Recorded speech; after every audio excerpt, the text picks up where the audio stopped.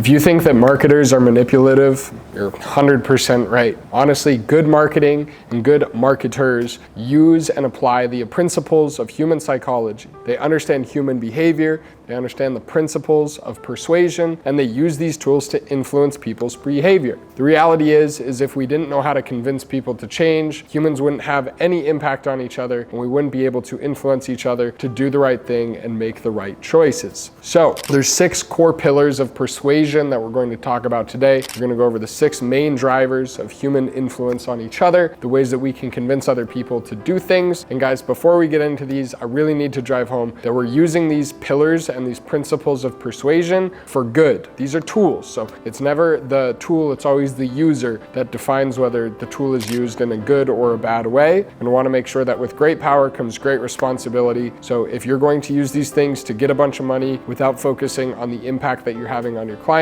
don't use them. Like, I want to make sure that you have something valuable and giving something of value to the marketplace, right? These pillars of persuasion are good for convincing someone of something, but if you're selling snake oil, if you're doing the wrong thing, this isn't for you. Click off of this video, because we want to use things ethically and we want to make sure that we're doing the right thing. How you can tell if you're doing the right thing, by the way, is if you question if you're doing the right thing, because that shows that you have a moral compass. So just stay ethical, be a good business person, honor your word, stay true, be honest, and apply these principles of persuasion to be a more effective marketer, to have more effective marketing in your business. With all that out of the way, let's go ahead and jump into this. The 6 pillars, principles of persuasion that we're going to be going over today is reciprocity, commitment and consistency, which we're going to count as one and the same. We've got social proof, we've got authority, we've got the principle of liking, and we've got the principle of scarcity. And so we're going to be going over all of these 6 today. I'm super excited. We're just going to go ahead and go one by one, break down each one, define it, give you some examples, and give you some practical implementation steps. The first principle that we have is reciprocity, right? So the art of reciprocity is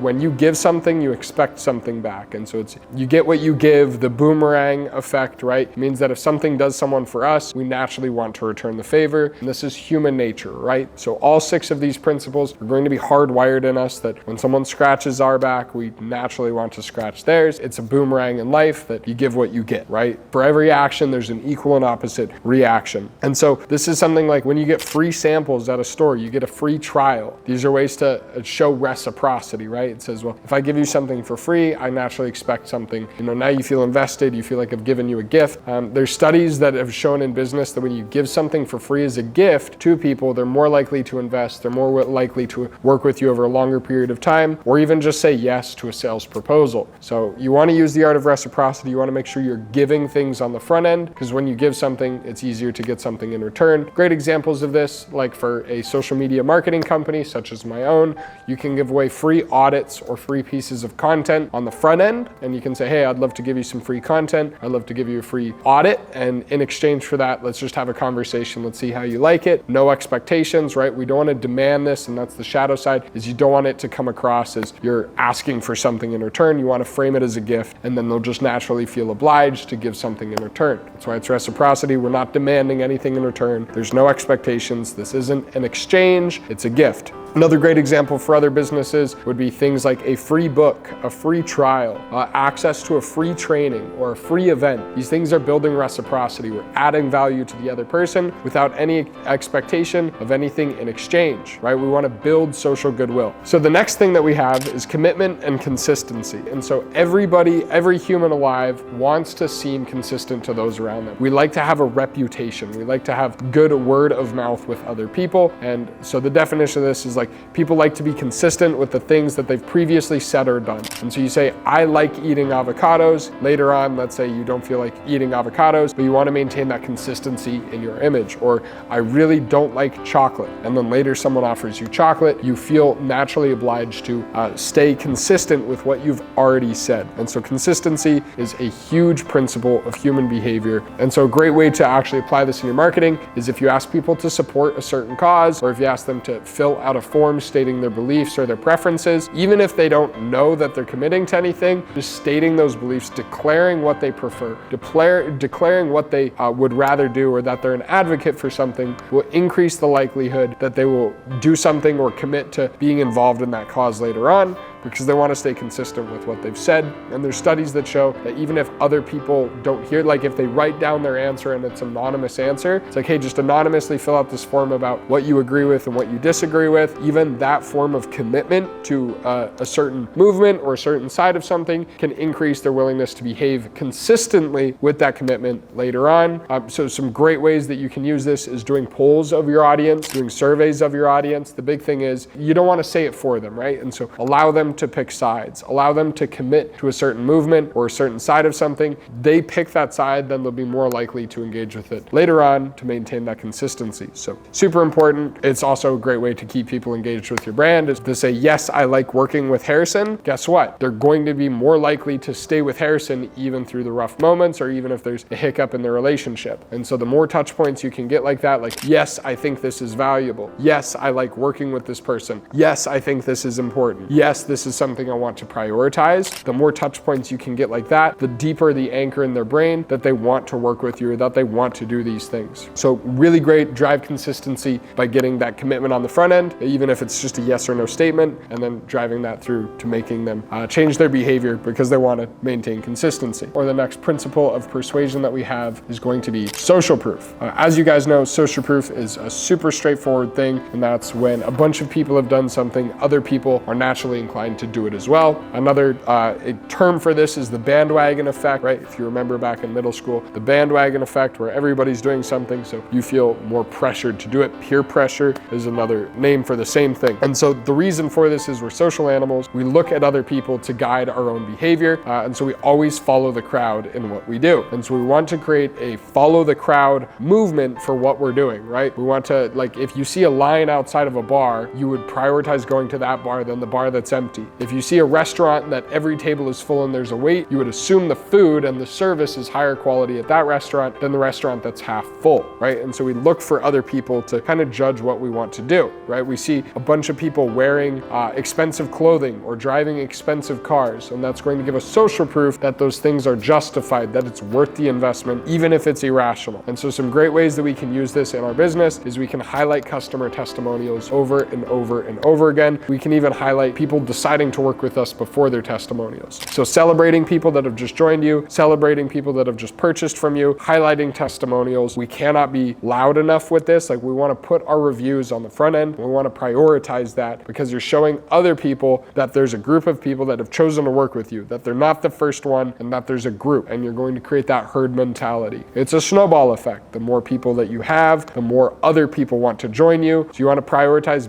out the fact that you belong as much as possible. So if you do an in-person training, highlight the fact that other people listen to you. If you have reviews, talk about them nonstop. If someone joins your program or purchases from your company, highlight that. And this can even go for in-person businesses. If you have an in-person business, you want to be highlighting your clients. You want to say, hey, thank you so much for your business today, Mandy. It was so great to see you, Sandy. Like, I love doing business with my clients like Joe. Oh, I love doing things and working with people like Chris. I love doing these things. Shout out to Anthony for coming in today. We want to highlight social proof. We want to highlight that you have a movement. Our next principle of persuasion is going to be authority, right? Nobody listens to a nobody. And so we want to make sure that we create ourselves, we position ourselves as a somebody. And so authority, we tend to follow people that are credible, knowledgeable experts, right? And so you want to create subject matter expertise. It's like taking directions from a trusted map. We want to be a verified wellspring of information. We can create that level of expertise. We can create that authority using the last three principles. So we can use our social proof. We can use the consistency and commitment to our industry. And we can also use reciprocity by giving a bunch of information about what we do.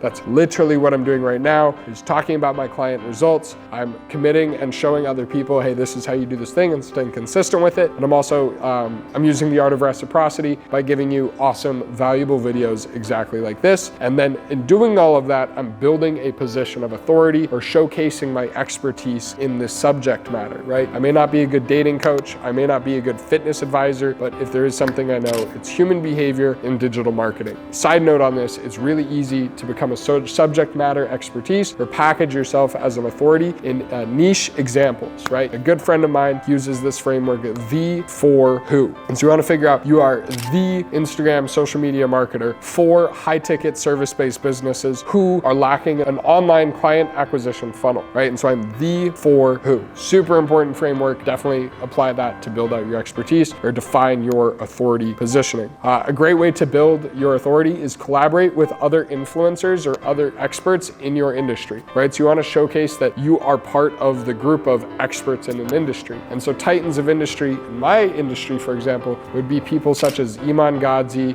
and Alex Hormozi, right? So if I can showcase the conversations, like me on the phone with Alex Hormozi or me sitting down at dinner with Iman Gadzhi, that's going to indirectly transfer their authority to me. So we want to make sure we're building up our authority both by giving things away, using our social proof, using commitment and consistency, and also we can kind of piggyback off of other people's authority, which is something that, by the way, people are doing to you as well. Just be aware of these things. Our fifth principle of persuasion is going to be the principle of liking, and that's that we do business with people that we care about, people that we like, and people that we trust. And so building a reputation, building a self-identity and a company identity that is likable is super important. The only thing you knew about Nike is that they had child slaves. You wouldn't want to give Nike business. And so what does Nike do? They spend millions of dollars every single year making sure that when you think about Nike, you think about athletes, you think about sports, you think about the outdoors, you think about things that you like, right? If all you thought about when you thought of McDonald's was obese fat people and terrible food, you wouldn't want to eat McDonald's. So McDonald's spends millions of dollars a year making sure that you like McDonald's, with just a brand identity. And so we are more easily persuaded by people we like. We listen to people we like. We more easily trust the word of people we like. And so we want to make sure that we are creating a friendly face. We want to make sure that we're someone that feels approachable, that feels acceptable, that feels like part of the tribe, right? Friendly faces. This is something like you're more likely to make a purchase from someone that you trust, someone that you like, someone that you feel like you're friends with. So we want to make sure that we're creating that essence of friendliness. Great way to do this, again, going back to reciprocity. I feel like reciprocity is really the cornerstone. If you want to be a friend, or if you want to have a friend, be a friend. So when you take care of other people, when you're in service to other people, when you're kind to other people, generally that reflects back onto you and you become a more likable individual. Hey, newsflash here, don't be a dick, just be nice to other people. A great other thing about this is relatability and vulnerability. So when you're vulnerable and you talk about the things that other people don't want to talk about, that usually shows that you're willing to go there and that you trust the person you're talking with. That's a great way to build likability. Another one is relatability, right? Like, oh yeah, I'm going through this thing, or oh yeah, I had this, story or this background, and that allows other people to walk in your shoes. And when someone can walk in your shoes, they're generally going to like you more. Their empathy for you increases as their familiarity with you and your story increases as well. So the more we can be relatable to them, the more we can be vulnerable to them, the increased likability we can have with them. Our sixth and final principle of persuasion is going to be scarcity. Scarcity is one of the most overused principles of persuasion and marketing, and that is because it is so absurdly, ridiculously effective. And that is that we want what other people can't have, right? We want scarce resources. We prefer scarce resources over abundant resources, even if it is the exact same thing. And that's the laws of supply and demand. And so this is the weird cross-section. We have supply and demand. We also have social proof and scarcity, right? And so we want to highlight there's like this fine line that we can walk on between social proof and scarcity of, hey, look at all these client examples, look at all these things, and we're almost out of room, or we can only take so many more people, or we're almost out of tickets, right? And so we get to balance this line between social proof and scarcity, but scarcity is ridiculously effective. That's why on Black Friday, when there's only so many TVs that haven't sold all year long, you'll see people literally fighting to the death over a $300 TV, is because they want what there's very little of. This is why designer brands are so sought after. This is why special cars are so sought after and increase in value, is the principles of scarcity. Limited edition products, limited time only, exclusive deals, time-sensitive offers, holiday offers. We want to create as much urgency as possible, and you can do this through scarcity. Scarcity both in time, scarcity in volume, or scarcity in positioning, right? Like, hey, we're only in this city, so you can't get it unless you're in this city. It's scarce by location. You can only get it from this date to this date. It's scarce by the time, or it's scarce by the amount of only 10 people can sign up, right? So we want to create scarcity whether in location, timing, or volume. So those are going to be the 6 principles of persuasion. Again, you've got reciprocity, commitment and consistency, social proof, authority, liking, and scarcity. Again, those will be our 6. Hopefully you found this video valuable. Very excited to share it with you. Go ahead and subscribe. Give me a follow on Instagram. Send me a DM for more content like this. Thanks again. Peace.